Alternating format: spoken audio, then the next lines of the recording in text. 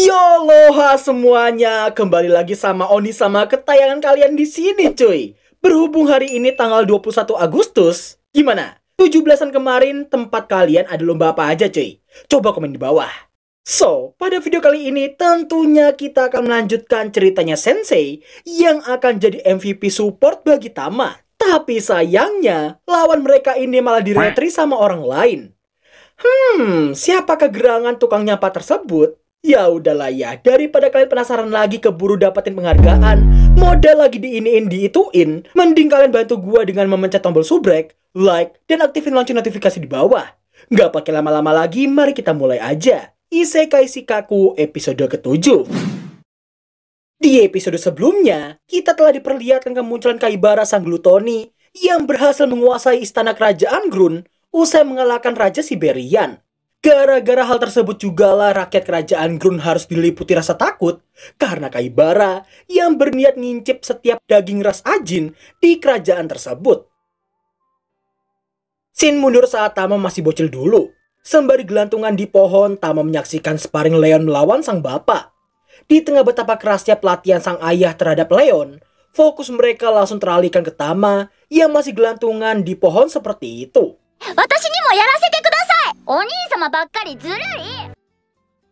Mendengar rengean putrinya yang semakin menjadi, Raja Siberian pun mengomel, menyuruhnya untuk menyadari posisinya sebagai tuan putri kerajaan.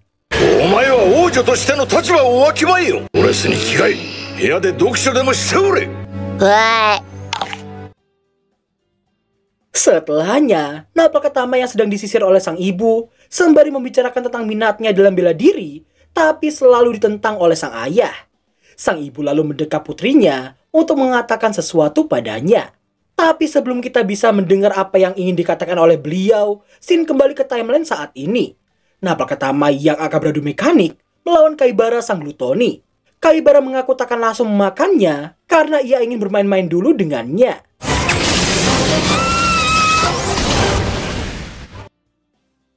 Sontak Tama dibuat sangat syok mengetahui Kaibara yang ternyata bisa menggunakan teknik sang ayah. Kaibara pun memberitahukan itu semua berkat skill cheat glutoni miliknya, yang bisa memberinya skill yang dimiliki oleh daging yang ia makan. Dan menyiksa Tama menggunakan skill Raja Siberian merupakan kesenangan yang ingin dia lakukan saat ini.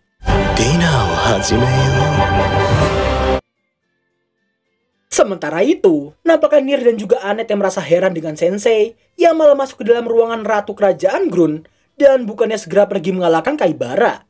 Setelah meminta Nier untuk membuka sebuah laci, nampaknya sebuah buku tebal milik sang ratu yang ingin dijadikan sebagai referensi untuk menulis sebuah kisah. Kembali ke Tama yang sangat kesulitan melawan Kaibara yang terus-terusan menggunakan teknik hewan suci sang ayah.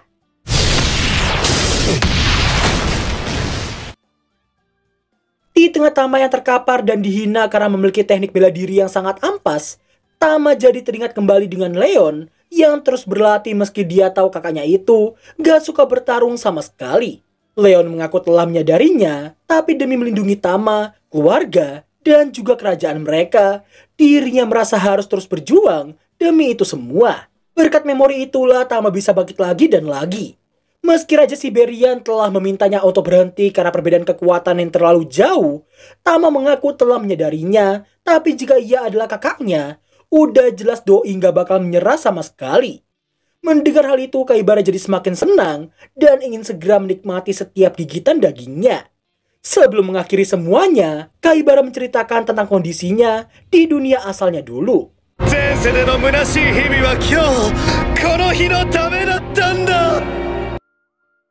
Gua minta kalian semua siap-siap buat nahan emosi guys. Mental siap? Oke. Kaibara, seorang putra dari orang tua konglomerat super duper kaya. Saking terlalu mudanya ia meminta segalanya, Kaibara justru merasa bosan dengan kehidupan full flexing everyday-nya itu. Hingga pada suatu hari keinginannya untuk merasakan sesuatu yang hidup membuatnya menyerang salah satu mate-nya, sehingga orang tuanya harus memberikan sejumlah kompensasi supaya si mate ini nggak ember ke publik. Gak berhenti sampai sana aja. Bahkan gelandangan yang cuma lagi makan pop mie doang juga diserang olehnya tanpa alasan yang jelas sama sekali. Dongoknya di sini, dewa isekai malah memilih orang kayak gini untuk jadi penyelamat di isekai.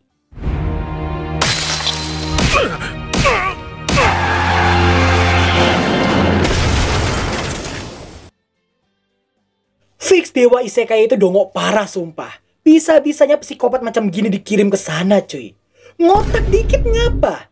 Kaibara merasa bersyukur karena telah dikirim ke isekai. Karena dengan kekuatannya saat ini, Dosuke jadi bisa makan apapun yang ia inginkan dengan semaunya. Manusia jahanam yang udah gak sabar ngincip daging mulusnya si Tama pun nampak bersiap untuk menerjangnya. Namun yang terjadi... つまらない話だね。 Mau berapa kali pun Kaibara menjentikan jarinya, sayangnya perintahnya itu gak digubris sama sekali oleh Glutoni yang justru gemetaran di hadapan Sensei. Instingnya mengatakan untuk tidak memakan Sensei membuatnya heran dan mempertanyakan siapakah Sensei sebenarnya. Setelah dikepung oleh Annette dan juga Nier di belakangnya, Annette mengasih tahu bahwa Sensei memiliki kekuatan yang bisa memulangkan para reinkarnator ke dunia asalnya. Kasiannya di sini, udah sosokan begini, pas Dosuke minta Sensei buat segera menunjukkan gift storytellernya, inilah jawaban Sensei padanya. かかんよ。つまらない男の不幸人には値しない。 Mendengar ucapan Sensei barusan, sontak aja Kaibara merasa emosi dan langsung menggunakan kekuatan Raja Siberian di saat itu juga.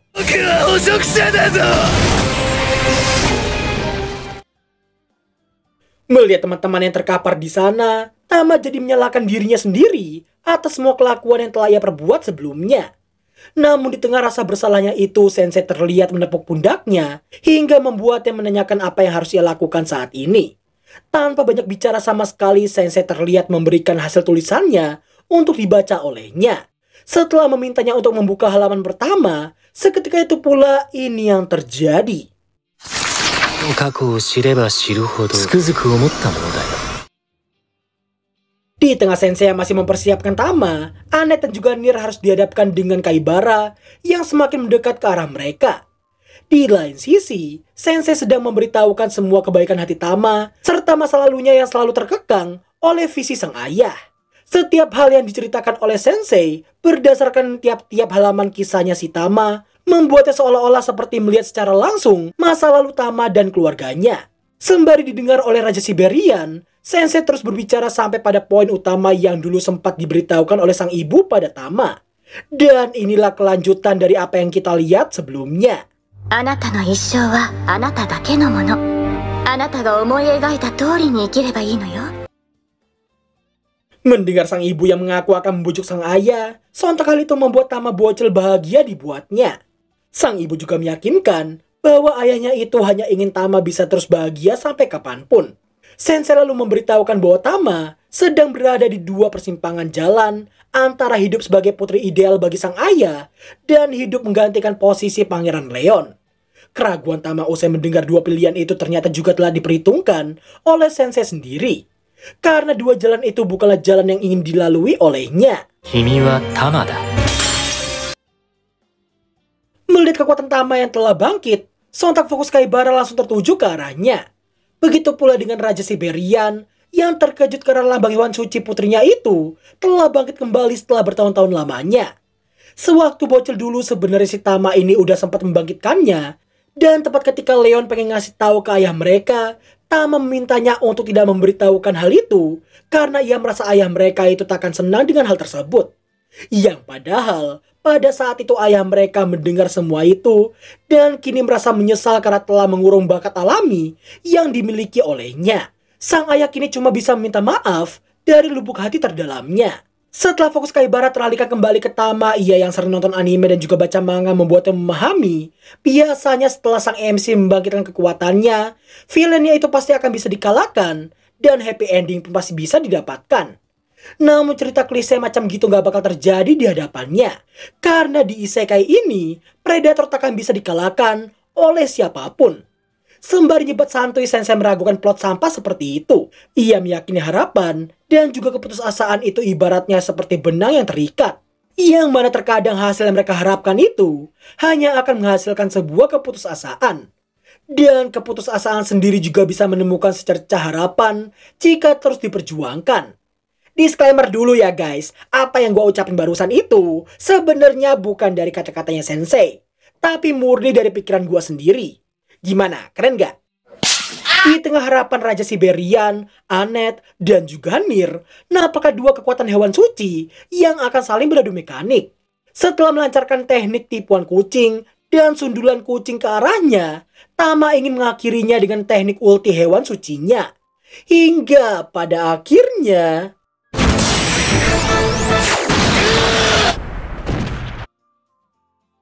Sesaat setelah Kaibara tumbang, Tama yang lemas pun nampak ditahan oleh sang ayah, disusul dengan Anet yang akan segera menyembuhkannya. Sensei lalu terlihat membalikan buku diari sang ratu, yang membuat Raja Siberian terkejut bukan main melihatnya. Sensei yang mengira dia akan segera dieksekusi karena telah lancang, namun sayang baginya karena Raja Siberian justru berterima kasih karena Sensei yang telah mengarahkan putrinya ke jalan pilihannya sendiri.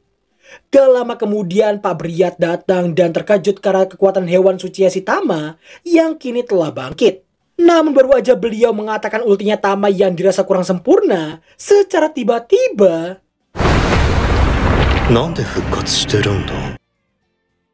Di tengah Kaibara yang kebingungan kenapa dia bisa bangkit lagi, sekilas dia teringat kembali dengan sang Raja Iblis, dan baru ingat bahwa setelah party reinkarnatornya berhasil mengalahkan sang Raja Iblis, diam-diam dia telah memakan daging Raja Iblis yang telah mati.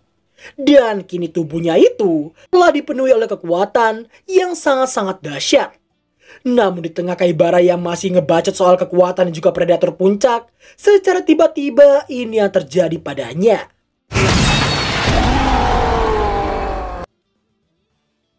Melihat kemunculan Waldelia di sana, sontak Kaibara pun sangat terkejut karena putri Raja Iblis yang ternyata masih hidup.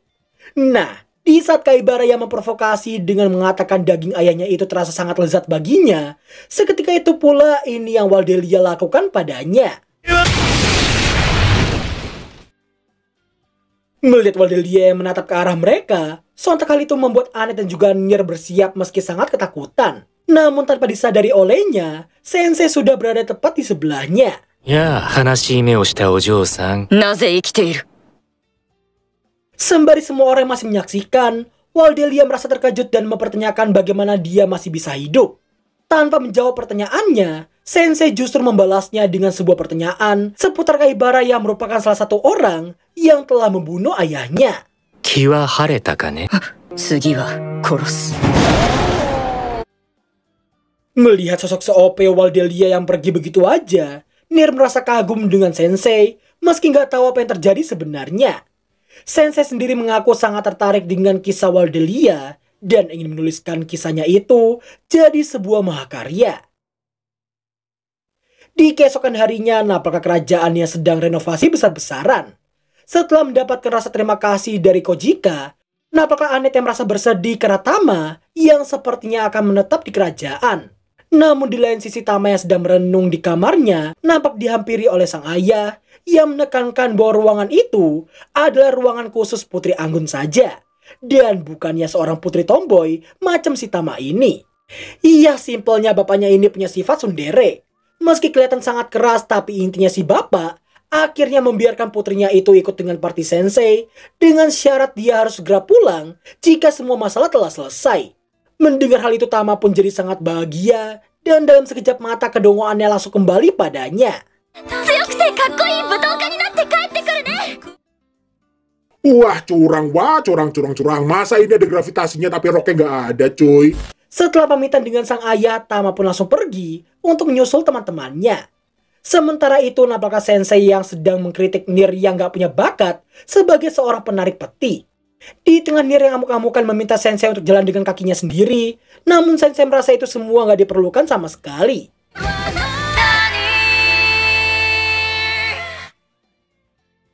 Dan berakhirlah alur cerita anime Isekai Shikaku episode ke-7.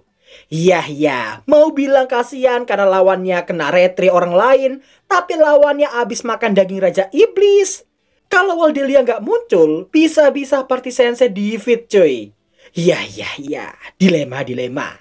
Terlepas dari Sensei dan Tama yang kena sampah, apa yang gua bilang di minggu lalu beneran kan ya? Sensei itu juga punya kekuatan buff, dan hebatnya lagi, Glutoni aja sampai dibuat takut buat makan dia cuy.